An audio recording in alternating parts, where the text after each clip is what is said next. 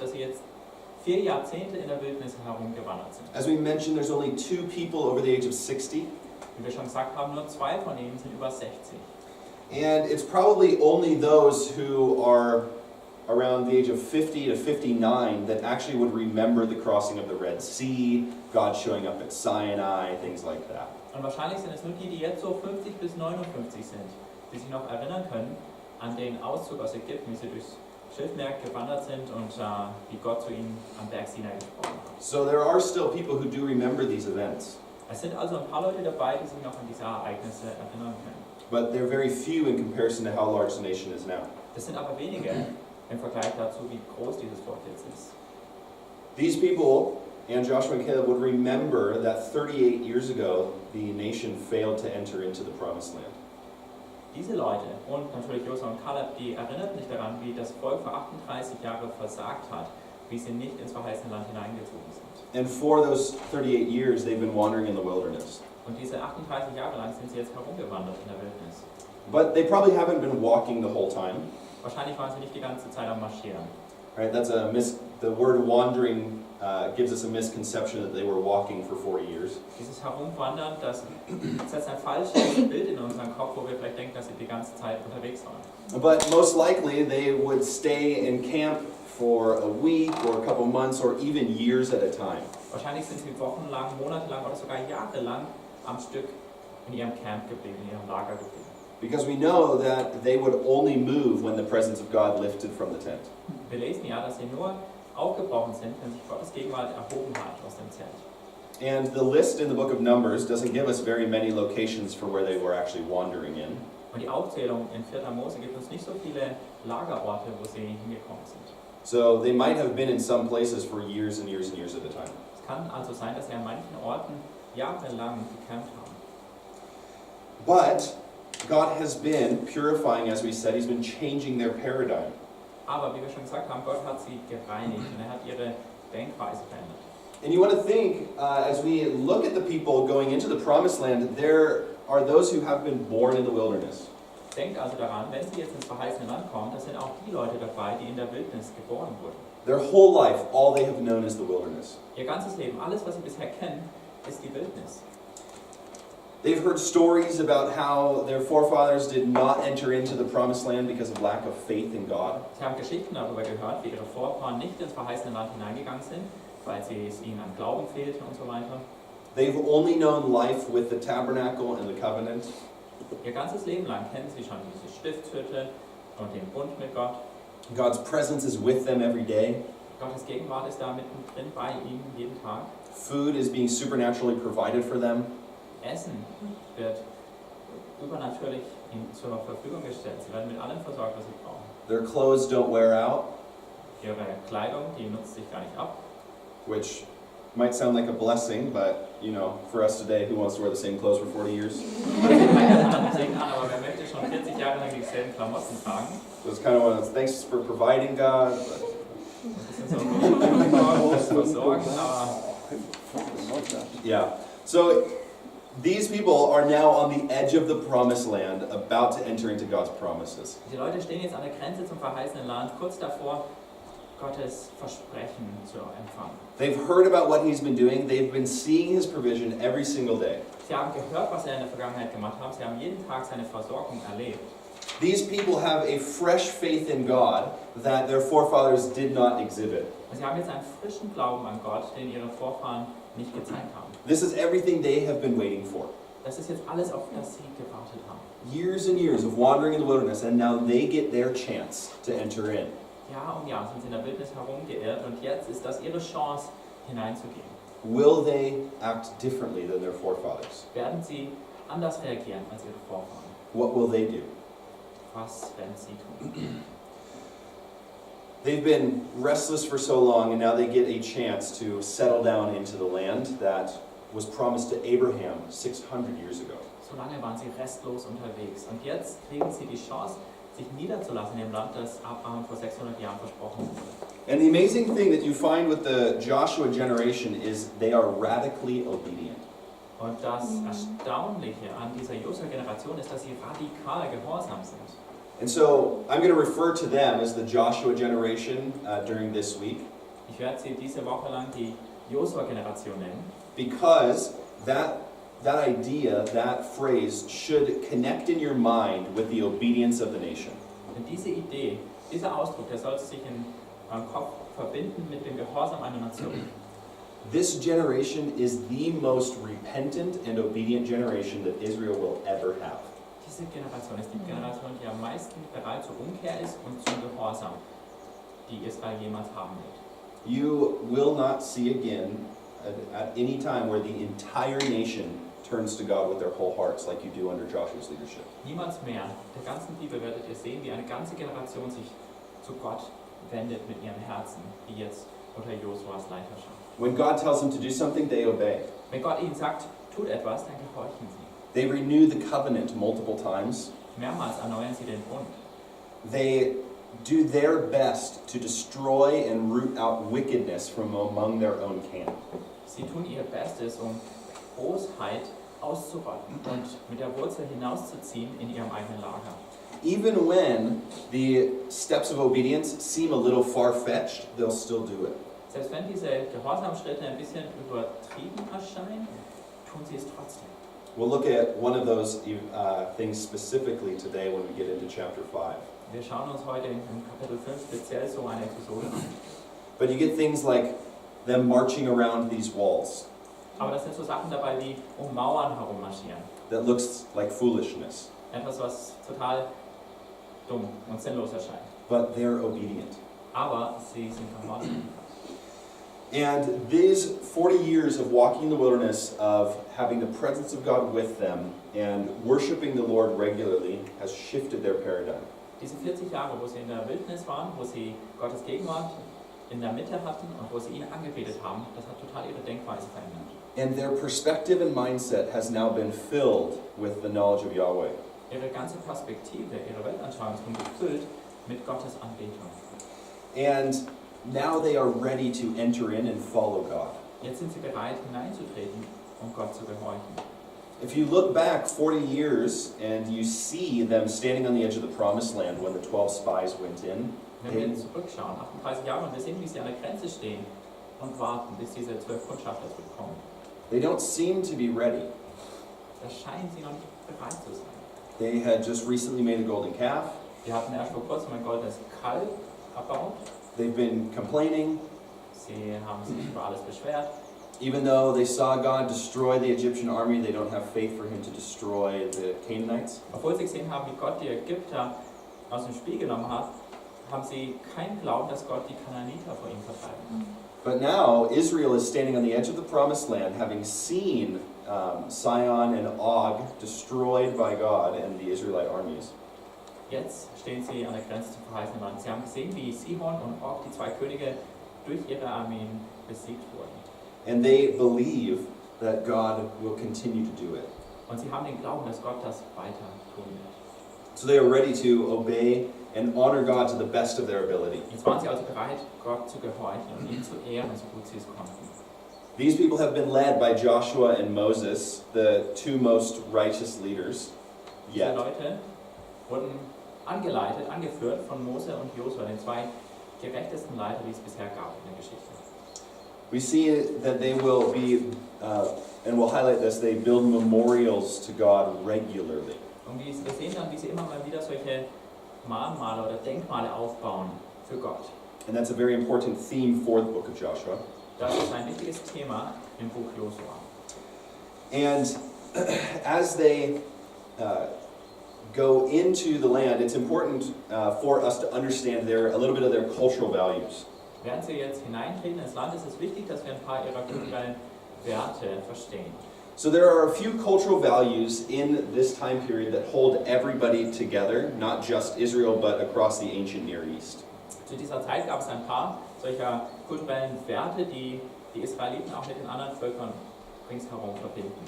And these things would be helpful for us in understanding not only the Israelites, but also the Canaanites a little bit. Und das wird uns jetzt helfen, nicht nur die Israeliten besser zu verstehen, sondern auch die Kanaaniter. So the first one for us to understand is that their household and tribe is the most important thing for them, their family. Zunächst mal ist es wichtig zu verstehen, dass ihr Haushalt, ihr Clan, das Wichtigste für sie ist, also ihre Großfamilie. So it's not just the tribe of Levi or the tribe of Judah, but who is your house inside of that tribe? Es ist nicht nur der Stamm Levi oder der Stamm Judah, sondern was ist dein Haushalt innerhalb von diesem Stamm? The group is more important than the individual. Die Gruppe ist allgemein wichtiger als der Einzelne. And individuals served the group, not the group serving individuals. Die Einzelnen dienten der Gruppe und nicht die Gruppe dem Einzelnen. It's very, very different from our societies today. Das unterscheidet sich stark von unserer Gesellschaft heute. We are very concerned about the individuals. Heute dreht sich alles so stark um den Einzelnen. But at this time, Israel was much more concerned with the family and the group as a whole rather than the individual members. Damals ging es den Israeliten so viel mehr um ihre Familie oder die ganze Gruppe als um den einzelnen Menschen. In a family, the father was the head of the household.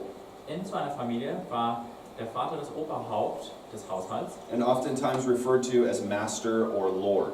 Oftmals wurde er Meister oder Herr genannt. So you'll see men naturally in leadership because of the society and the culture of the time. Wir sehen wieder auf eine natürliche Art und Weise, die Männer in der Leitung waren, einfach auch wegen ihrer Kultur zu der Zeit. Now, in this time period, and you had seen this in the book of Genesis specifically, but children are the hope of the future. Zu dieser Zeit, das habt ihr schon in 1. Mose gesehen, waren Kinder die Hoffnung, die die Leute für die Zukunft hatten. If you don't have children, you don't have a future. Wenn du keine Kinder hast, hast du keine Zukunft. Your family doesn't have a future. Dann hat deine Familie keine Zukunft. And so every family sought to grow and to protect itself. Jede Familie versuchte also zu wachsen und sich selbst zu schützen. Because today, the government naturally protects you in most countries. Heute ist es in den meisten Ländern so, dass du vom Staat, von der Regierung geschützt wirst. But at this time, you had to protect yourselves. There was no government to protect you. Zu jener Zeit musstest du dich selbst schützen. Da gab es keine Regierung, die dir Schutz bot. Which is why you see when Lot gets taken, Abraham collects his own army and goes and saves Lot. So wie ihr gesehen habt, als Lot verschleppt wurde, da hat Abraham seine eigene Familie versammelt, seine eigene Armee, um ihn wieder zu befreien. And so the family is very important, and you grew your family not only for future, but also for helping you to maintain your agriculture and those kind of things. Die Familie war also total wichtig und man versuchte seine Familie wachsen zu lassen, nicht nur für die Zukunft, sondern auch für die Gegenwart, für die Landwirtschaft oder was immer man so machte. And that leads us into the next point, which is the importance of the need to survive. This was a very common value for everybody. Dann kommen wir zum nächsten Wert, das ist wie wichtig es war, einfach zu überleben. Das hat die ganzen Leute auch vereint. For us today, this is one of the last things we think about. Für uns steht das heute ziemlich weit hinten auf der Prioritätenliste. If you are regularly thinking about, man, how am I going to get through today? How am I going to live through this winter? How am I going to live through this spring? Then I would have some questions for you. Wenn du oft darüber nachdenkst, wie schaffe ich es eigentlich durch diesen Tag oder wie schaffe ich es durch den nächsten Winter oder dieses Jahr, dann würde ich dir schon ein paar Fragen stellen dazu. We just don't have this same need now, today.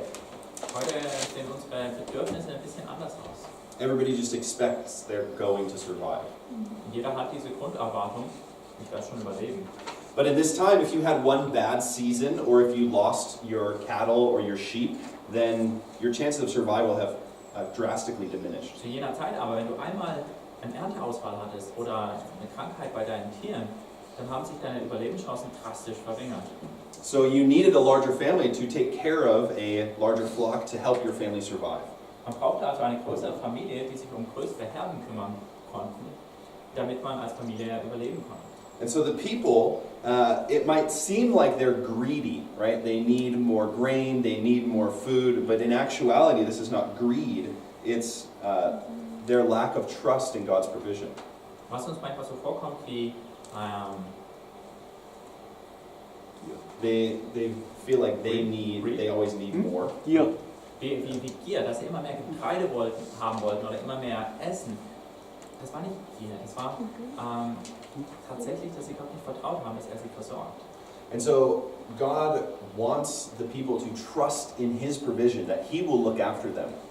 Gott wünscht sich, dass die Menschen auf seine Versorgung vertrauen, dass er sich um sie kümmert. That even if there's a famine, even if there's no food in the land, that God will still take care of them. Selbst während einer Hungersnot, selbst wenn es kein Essen im Land gibt, dass Gott sie versorgen wird. And so, that then leads into religious beliefs and practices. Das führt dann zu bestimmten religiösen Glaubensweisen und bestimmten religiösen Weisen, das auszuleben. And in religion, you had a very strong connection with your survival and with your family and tribe. Die Religion war stark mit dem Überleben verknüpft und auch mit seiner Familie, mit deinem Stamm. Because your provision of your need to survive came from the gods looking after the land. Weil die Versorgung deiner Bedürfnisse, deines Überlebens, die kam von den Göttern, die sich um dieses Land gekümmert haben. Now, at the time, like I think someone mentioned, the belief was in what are known as territorial or regional gods. Vorhin hat es jemand erwähnt, zu der Zeit glaubten die Menschen an territoriale Gottheiten. And so if you go into a new land, you need to know which god to worship so that they will send rain and provide food for you. Der Gedanke war also, wenn du in ein neues Land kommst, musst du wissen, welche Götter du anbeten musst, damit die Regen und so weiter auf dein Land schicken. You see this in 1 Kings chapter 17. Das ist etwas, was wir in 1. Könige Kapitel 17 sehen. Israel is taken away from their land and a new people is put into the land of Israel. Israel wurde herausgenommen aus dem Land und ein neues Volk wurde dort angesiedelt, im Land Israel.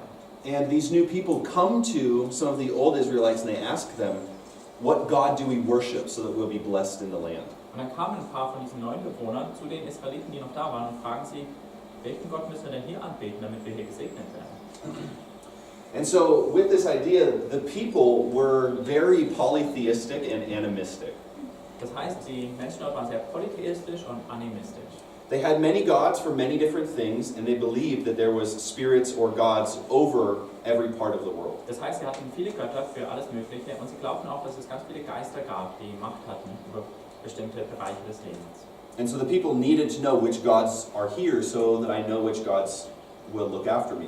Die Menschen mussten also wissen, welche Götter sind hier präsent, damit sie wissen, welcher Gott sie dann versorgen wird. But you see something very different with Yahweh in that He is the only God and He is all-powerful. Bei Yahweh sehen wir was ganz anderes. Er ist der einzige Gott und er ist allmächtig. He's not restricted by location Er ist nicht nur an einen bestimmten Ort gebunden or by the thing that He is ruling over, whether it be land or sea or air, things like that. oder an einen bestimmten Herrschaftsbereich, wie das Land oder das Meer oder die Luft.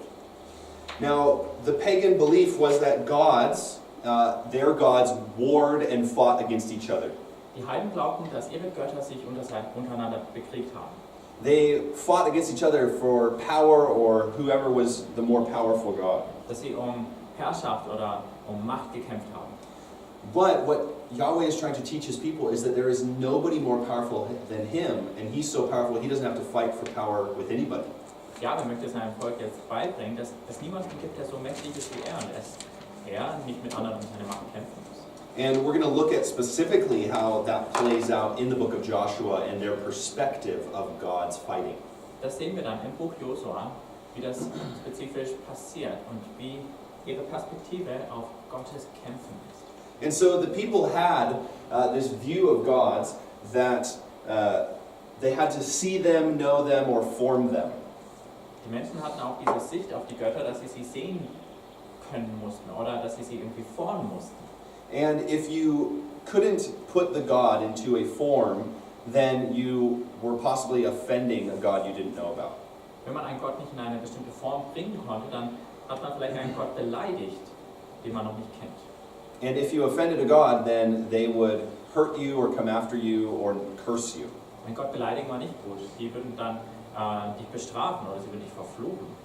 And the belief, the pagan belief of the time was that gods were capricious. Der heidnische Glaube damals war, dass die Götter sehr wankelmütig waren. They did what they wanted when they wanted. Die haben getan, was immer sie wollten, wann immer sie wollten. And you had to appease them by giving them food and water and worshiping them so that they will not hurt you. Man musste diese Götter besänftigen, indem man ihnen Wasser oder Essen gab und sie angebetet hat, damit sie einem nichts zuleide tun. And so if there was no rain in the land, then something must be wrong and I have to worship this God. I have to give him something to make him happy. Wenn also kein Regen aufs Land fiel, dann war irgendwas falsch. Dann muss ich irgendwas tun, um diesen Gott wieder glücklich zu stellen. And what the Bible offers and what Yahweh was trying to instill in the mind of Israel is that he is constant and he does not change. Was die Bibel uns zeigt, was Jahwe jetzt wirklich in ihrem Herzen festsetzen wollte, ist, dass er konstant ist, dass er unveränderlich ist. He is not like the gods of the land. Er ist nicht wie diese Götter des Landes. He does not change his will from day to day. Er verändert seinen Plan nicht von einem Tag zum nächsten. When he makes a promise, he will keep it. Wenn er ein Versprechen macht, dann hält er es. When he says he is going to do something, he does it. Wenn er etwas sagt, dass er etwas macht, dann wird er es auch tun. And this is very countercultural for the people of the time. Es ging total gegen die Kultur von den Menschen zu jener Zeit. The tradition of gods at the time is that they tricked humanity and that they did not like them. Der Tradition nach haben die Götter die Menschen ausgetrickst und auch nicht besonders gemocht. I don't know if you talked about this in Genesis, but other creation stories that talk about the creation of man, it's always an accident. Ich weiß nicht, ob ihr in 1. Mose schon was dazu gehört habt, aber die anderen Schöpfungsgeschichten, die über die Entstehung der Welt sprechen, da ist es immer mehr so ein Zufall. Either they were the tears of a god, or they were the spit or the snot. Menschen kamen hervor als Tränen eines Gottes oder als Spucke oder sogar als Rotze. Sometimes they were the blood from a god being cut in half. Manchmal auch das Blut eines Gottes, der in zwei geteilt wurde. Or two gods were having sex and the semen from one god is actually what created man. Oder zwei Götter hatten Geschlechtsverkehr und der Samen eines Gottes wurde dann zu den Menschen. And so gods and humans were very, very different from one another, and man did not have any value in the eyes of the gods. Götter und Menschen hatten eigentlich gar keine Ähnlichkeit und die Menschen hatten auch keinen Wert in den Augen des Gottes. So for Yahweh to have come down, formed man, and then breathed his own breath into man would have been immensely valuable for them and very countercultural. Dass Jahwe also hinabgekommen ist, den Menschen geformt hat und seinen eigenen Atem in ihn hineingeblasen hat, das wäre etwas total Wertvolles für sie gewesen, was auch total gegen die Kultur ringsum gesprochen hätte. So the mindset is I need to tiptoe around so I don't offend the gods. Diese Einstellung, ich muss auf Fußspitzen herumschleichen, die Götter ja nicht irgendwie zu verärgern. For example, all of the flood stories except the Bible are about the gods flooding the earth because they're annoyed by humans. In den ganzen Flutgeschichten, außer der Bibel, heißt es, dass die Götter die Welt geflutet haben, weil sie so verärgert waren von den Menschen. The Bible is the only story that says man was evil and that's why God had to wipe them out. Nur in der Bibel sehen wir, dass die Menschen böse waren, böse Dinge getan haben und dass Gott deswegen alles überflutet hat. So the people did not have a concept of value or dignity in the eyes of their gods. Das heißt, die anderen Völker, die hatten kein Konzept davon, dass Menschen irgendwelchen Wert haben in den Augen der Götter. But the perspective that God wanted to fill Israel with is that they are image bearers.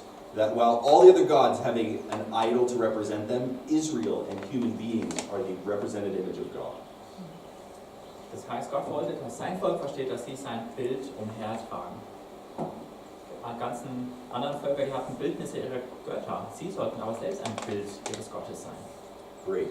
So that's kind of our perspective for the Israelites and where they're at. Das ist jetzt also unser Blick darauf, wer die Israeliten sind und wo sie sich gerade befinden. And I'll be bringing this up as I go through the book of Joshua a little bit more. Und darauf kommen wir dann auch nochmal zurück an verschiedenen Punkten, während wir durch Josua gehen. So let's talk a little bit about Canaanite religion, and we will just do a little bit of review since it sounds like you guys have a good grasp on it already. Sprechen wir ein bisschen über die kanaanitische Religion. Wir machen da ein bisschen Wiederholung, weil es sich anhört, als ob ihr schon manches drüber wisst. But if you have any questions or want clarity on anything, just raise your hand at any time throughout any of my lectures and we can discuss. Wenn ihr Fragen habt, wenn ihr etwas nochmal genauer wissen wollt, dann bitte meldet euch. Das könnt ihr zu jeder Zeit machen in meinem Unterricht. So the Canaanite religion is very, very important to understand because they will be the major influencers of Israelite belief and perspective for the next 1,500 years. Es ist so wichtig, dass wir die kanaanitische Glaubensweise verstehen, ihre Götter, weil die den größten Einfluss haben auf den Glauben der Israeliten jetzt über die nächsten Jahrhunderte. The people in the land influence Israel for generation after generation after generation. Die Menschen in dem Land beeinflussen Israel Generation um Generation um Generation. So, the major way that God was trying to correct the perspective was through the acts of worship and understanding of the religious system. Hauptsächlich wollte Gott ihre Perspektive korrigieren, indem ihnen eine andere Art der Anbetung geschenkt hat. Because not only is God different, He wants to be worshipped differently. Gott ist nämlich nicht nur anders, will auch anders angebetet werden. And so He has to teach the Israelites a whole new way to worship Him and to view Him. Muss den Israeliten also eine ganz andere Art, ihn anzubeten, beibringen und auch, wie sie ihn sehen sollen. And so you guys are very familiar with the way that Yahweh is worshipped as you've read now through the Pentateuch, but let's take a look at the Canaanite religion. Ihr habt jetzt schon ein gutes Bild davon, wie Jahwe angebetet werden wollte durch die 5 Bücher Mose, aber jetzt schauen wir uns mal an, wie das bei den Kanaanitern war. So as you know, the Canaanite religion was a pantheon of gods. Wie ihr schon wisst, das war ein ganzes Götterhaus, ein Pantheon von Göttern bei den Kanaanitern. There was a wide variety of different gods given different physical images and who had different roles. Es gab eine große Vielfalt an Göttern, die alle ein anderes körperliches Bild hatten und die auch verschiedene Rollen spielten. Gods were over different parts of the land. They did not control the whole thing like Yahweh said He would. Götter waren auch über bestimmten Bereichen des Landes mächtig und haben nicht das Ganze kontrolliert, wie Jahwe gesagt hat, dass er es tut. Before this time, we know in ancient times prior to Israel that the god El was the predominant god in the Canaanite pantheon. Wir wissen, dass der Gott El der vormächtige Gott im kanaanitischen Pantheon war. But at this time, Baal was starting to be exalted among the people in much more of a powerful role than he was before. Aber zu dieser Zeit jetzt wurde Baal als ein mächtiger Gott angebetet, viel mehr als das zuvor der Fall war.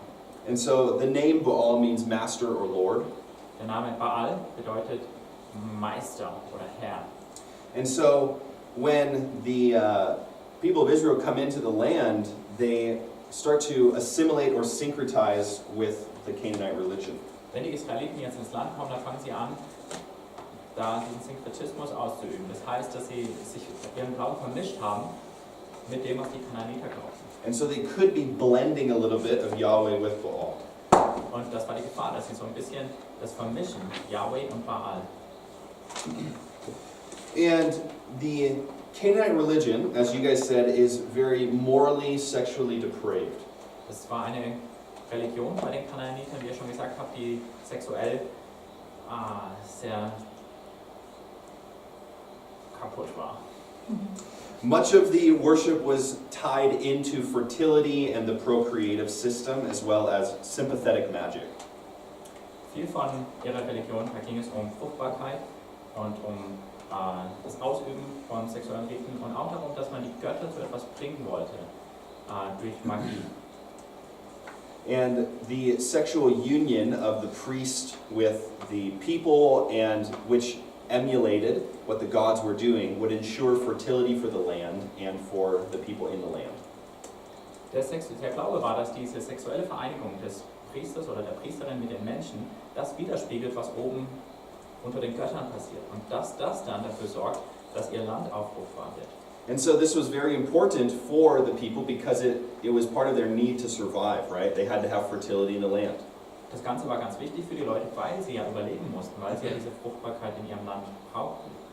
And so how this was played out was what's known as sympathetic magic. Und wie sich das dann abgespielt hat, das nennt sich auf Englisch Sympathetic Magic, also eine, sagen wir mal, sympathetische Magie. And that's where you act out the roles that you expect the gods to act out. Wo man im Prinzip das verkörpert oder das spielt, was man denkt, dass die Götter jetzt tun sollen. And so, things like the male priests having sexual relations with a virgin of the city so as to emulate what they hope the gods would do and then give fertility to the land. Wenn zum Beispiel die männlichen Priester jetzt Sex hatten mit einer Jungfrau aus dem Volk, um dann im Prinzip die Götter dazu zu bringen, auch sich sexuell zu vergnügen und dadurch dann Fruchtbarkeit über das Land zu bringen.